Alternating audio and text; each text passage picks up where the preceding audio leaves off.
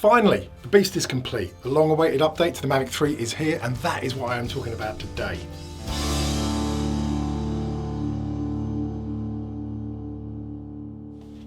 Hello, I'm Ian and I play with drones, and many of you will know the frustrations I've had with the way the Mavic 3 was rolled out last autumn, with so many missing features and some pretty shaky, flaky handling when the obstacle avoidance was set to bypass, resulting in very, very jumpy response to even the slightest of touches. Well, look, in December there was an unexpected update, and that gave us a fair new list of features. Now we have the hugely anticipated major update, giving us practically everything that was missing with this beast. It is a huge list, to be honest. In fact, I cannot recall ever seeing a release note with so many features on, which I shall put up there when I finish editing. But look, the main ones that are of interest to me are the addition of quick shots for the automated shots like Rocket, Circle, Helix and Asteroid. Don't really know why we didn't get them in the December update, because they enabled master shots back then. But anyway, we've got quick shots apparently. Panorama mode in high resolution, burst shooting mode. There's also the option to set the standard return to home now with a minimum return to home height. Now this was a real concern to a lot of people, as the advanced return to home made its own decision about how high to fly back in return to home mode using its obstacle avoidance, which to me was far from fail-safe, especially if there were power lines and the like. So brilliant feature there. There's also a fair bit updated to the camera settings as well, including D-Log preview in the colour display assist feature as well. There's also changes to the RC Pro if you have that, if you bought the Cine version of this, and there are also some minor bug fixes, and I am hoping that one of those minor bug fixes is the jumpiness of bypass mode that I mentioned earlier, because that was a real issue for me, and I really do hope they have listened to some of the feedback. So truckloads to test today, far more to be honest than I can do in a single video. So today I'm just going to be talking about how to update, and I want to get out there and test the new features once it's actually updated. First off, you're going to need to update the app. Both iOS and Android are on the DJI Fly app, needs to be on version 1.5.8. It should prompt you to update that when you open the app, but if you're on Android running an unapproved device, you may need to go to dji.com/downloads and download the app manually and manually update it. Remember, you also got to enable installation from an unauthorized source if you are in that boat. Once that's done, you need to switch on the Mavic itself and connect to the remote. So go to the three dots, top right when you're connected, scroll across to About and scroll down, click check for update on the firmware. It should come back within a few seconds and prompt you to update. Make sure you've got good internet connection and a full battery, as this one's a pretty meaty update, over 300 megs. Me personally, I always do these updates in the comfort and warmth of my own home. It can easily take up to 10 minutes to download, and it can take another 10 to 15 minutes to update the drone itself. And if you've got the RC Pro, as I said, that's another update. So you could be hanging about for over half an hour. So get it all done in the home, yeah, there you are. Anyway, look, that's what I've been doing for the last half hour. This is all updated. I'm going to go out and test these main features. Right, lovely chilly day, I think 4 degrees, what's that, 38, 40 degrees Fahrenheit, but it's not windy, it's not raining, therefore it's good to fly. So look, one of the first things you want to do when you are, when you've done an update, is to make sure that all your settings haven't been changed. A lot of the times they don't change them, but I know they've made some changes to the return to home feature as well, so just run through, make sure that everything is as you would expect it to be. So like I said, advanced return to home, I'm not a fan of that. I'm going to be going for straight line return to home. That's a standard return to home, and you can set your return to home limit to whatever you want. Now, I haven't got any trees higher than about 30 meters around me, so 50 meters is going to be plenty. So that's a nice addition there. Brilliant to see that DJI obviously listening to some of the feedback that people have been sending them, because a lot of people were very unhappy about that return to home situation. Subject scanning, that's a new one. There's so much I want to be playing with over the next few weeks with this. So suddenly it feels like Christmas and again, and I've got a whole load of new toys to play with. So really good fun. Go into advanced gimbal settings. You have got the advanced gimbal settings. These are incredibly important on how to smooth things out. I've done another video on this. You really want to get the speed down and the smoothness up. You've got 3 sets of settings: normal, sports, and cine mode. Have a little. Good for you. So do check that little video out if you've not come across those. One of the other really useful things that you have, though, that was introduced not so long ago, as I said, in the December update, under advanced, you have the Exp settings, and these are again really useful for adjusting how sensitive the sticks are when you just start to move them. And again, did another little video on that. Incredibly useful to play around with those settings to try and get things as smooth as you can. Now let's just have a quick go through. JPEG plus RAW, thank you. So they have reset the camera settings, I can see. So definitely want to be checking your camera settings and making sure that everything is as you want it to be. I do like a little bit of peaking. Did another video on peaking. If you don't know what it is, very useful. Okay, that seems everything checked. So let's get the beast up into the air and see how we get on.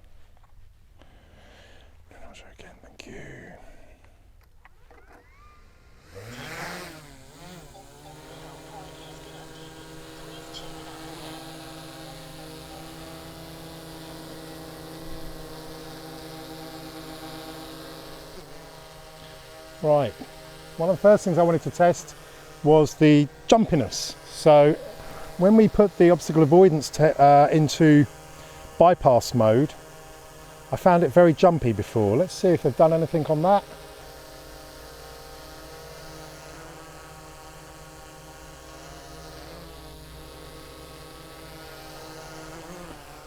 Well, what do you know? Looks to me. So here we are in bypass mode with the obstacle avoidance on. Very slight. Now, if I flick it, okay, does a little bit of a jump. And a little bit of height increase there. But crucially now, if I just tap it gently, look at that, smooth as anything. Let's put it back into off.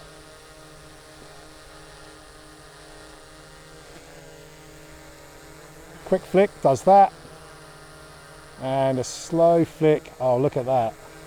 Brilliant. Go back into bypass mode. Tiniest touch.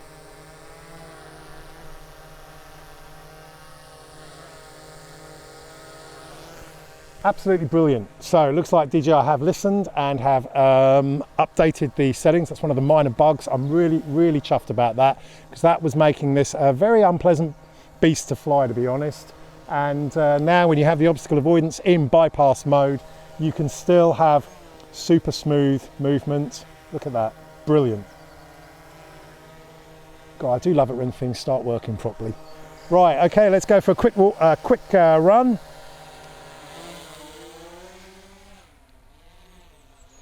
Right, let's have a little play with some of these quick shots and the like. So first of all, let's have a quick look at what has been enabled. So like I said, we should now have master shots was enabled before in the December update. Now we've got quick shots. There we are, look at that. Droney, rocket, circle, helix, boomerang and asteroid. So good fun. And nice to have them finally enabled. Now, I haven't really got too much space here, so I think what I'm going to have to do is do the rocket, because that's the only one where I'm not going to hit. So let's do that one. Yep, me.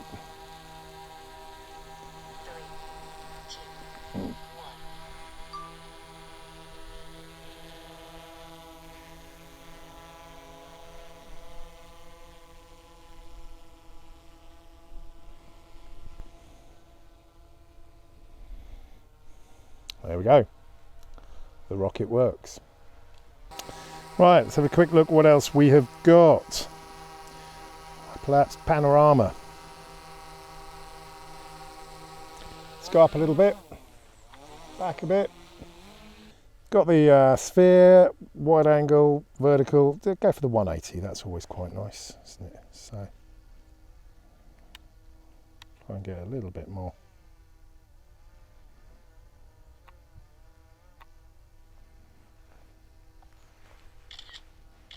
It's not exactly going to be the nicest panorama. Bit of a grey crap old day. Good to see how it stitches things together, because obviously when it's facing down, the ground is a lot brighter than when it's up in the sky, looking up in the sky with the bright clouds. So I'll be very interested to see how well it manages to blend all the different photos together.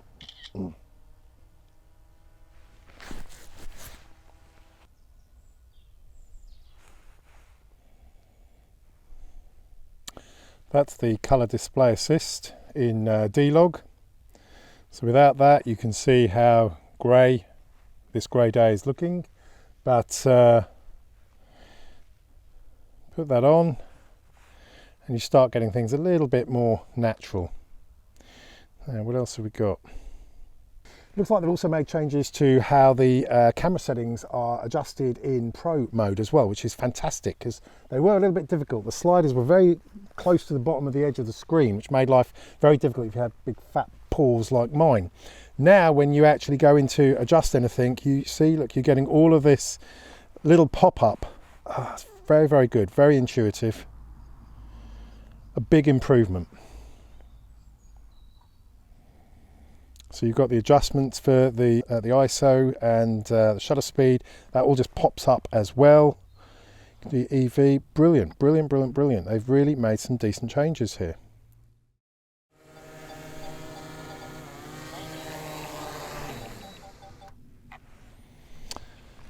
Right. Well, my first impression is very, very, very pleased there. They've obviously listened to a lot of feedback. They have made some very good adjustments. Love the way the Pro camera settings are now laid out, far easier to use rather than the sliders along the bottom. I'm going to have to do a little bit more looking about, because some of the features I thought we had I couldn't immediately see, but in fairness there were so many features. This really was just a test to make sure the firmware worked nicely, and crucially to see whether or not they had adjusted how things behave in bypass mode. I'm incredibly pleased that they have fixed that. That really was a bit of a bugbear of mine, and it handles much, much better with bypass mode enabled. So a lot of very good features enabled there. Anyway, look, I've got truckloads of stuff to be testing over the next week now, so a brilliant, brilliant update. It now brings this to its rightful place, I think, at the very top of the list of models that DJI produce. It was disappointing to have half of the things not working. I know they made it clear that these features were going to be enabled in a future update, but it doesn't stop your disappointment. When you spend that amount of money on a new drone, you want things working. So brilliant that we've now finally got all of these features working. Anyway, look, so quick video today. If you have got this, get out there, get it updated, get out and playing. As ever, if you like it, give me a little thumbs up, always helps. And as ever, wherever you are, whatever you're doing, until next time, stay safe and sane, have fun and happy flying.